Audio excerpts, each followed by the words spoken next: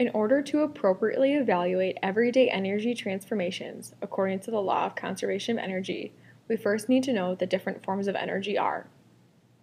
According to the law of conservation of energy, energy cannot be created or destroyed. Instead, energy changes from one form to another, and energy transformations happen all the time. There are many different kinds of energy. Below is a list of different forms of energy to consider as you identify common energy transformations. The first form of energy we're going to talk about is mechanical energy. And generally, mechanical energy is the energy associated with motion. So, while mechanical energy and kinetic energy are related, they're not necessarily the same thing. The second form of energy is sound energy. And sound energy is caused by vibrations of air molecules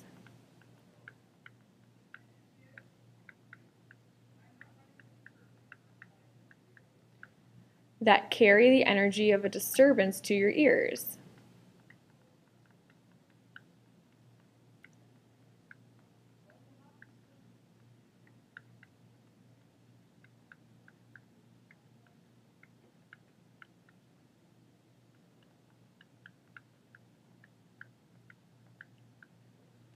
The third kind of energy is thermal energy, or more commonly known as heat energy. And this is the energy associated with the motion of particles, or atoms.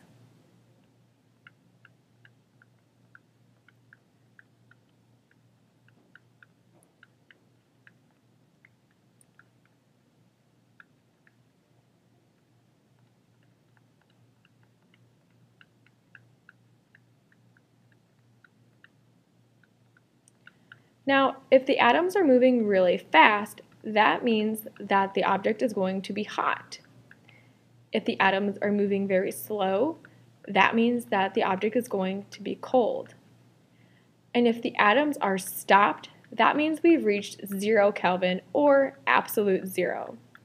While this has been attempted in lab settings, it has yet to be achieved. The next form of energy is radiant energy, or light. And this is the kind of energy that travels in waves.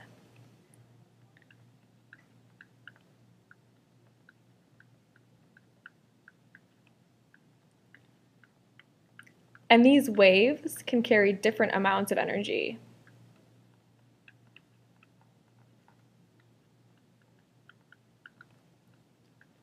So because of the amount of energy in certain types of waves, that's what makes the electromagnetic spectrum. So for example, we have radio waves, X-rays, and gamma rays, among others. The next kind of energy is electrical energy. And this is the energy associated with the flow of electrons.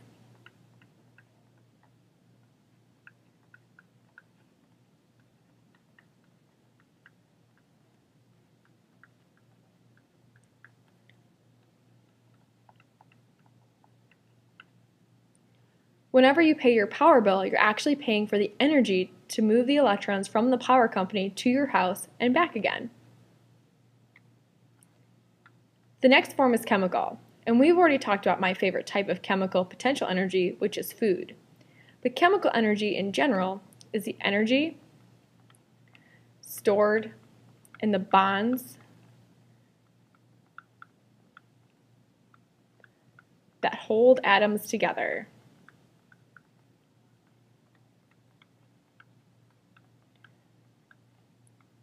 To make molecules. So many atoms together that in those bonds, they make molecules.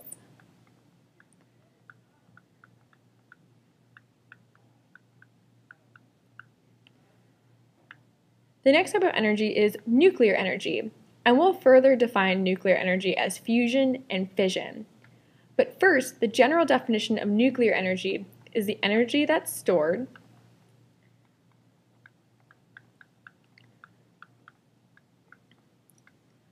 in the nucleus of an atom. or the center of an atom, where the protons and neutrons live.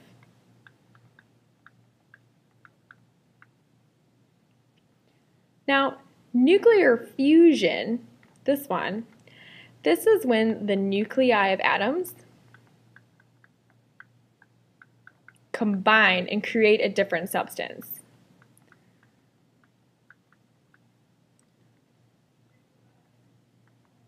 This takes a lot of energy, so it's considered an endothermic reaction. And we're going to talk a lot more about endo and exothermic reactions later in the spring semester.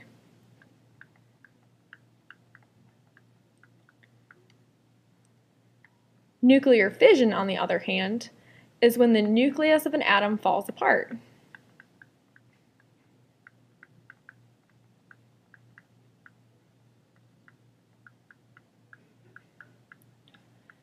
And releases a ton of energy. This is called an exothermic reaction, and those are a lot more common in nature. And again, we'll talk more about endo and exothermic reactions in the spring. On the back of your note sheet, we're going to start to identify common energy transformations. So, for example, when you see this picture of a light bulb, you're like, oh, okay, well, electrical energy will transform to create light energy. I also wouldn't want to touch a light bulb that's been on for a while, because that electrical energy is also transforms into heat. And sometimes if you're in a classroom by yourself, you'll hear that the little filaments are vibrating, and that's sound energy as well. So in just one light bulb, electrical energy can be converted to light, heat, and sound. Our next example is a whistle. Now, mechanical energy is what goes in first, because you actually have to put in some effort. So you have to blow into the whistle to move the little ball around.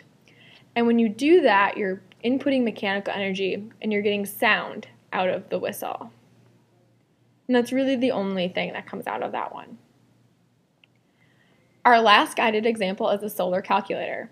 Now, light enters the solar calculator, and then what it produces is electrical energy, because that's how you can see the digits on the calculator.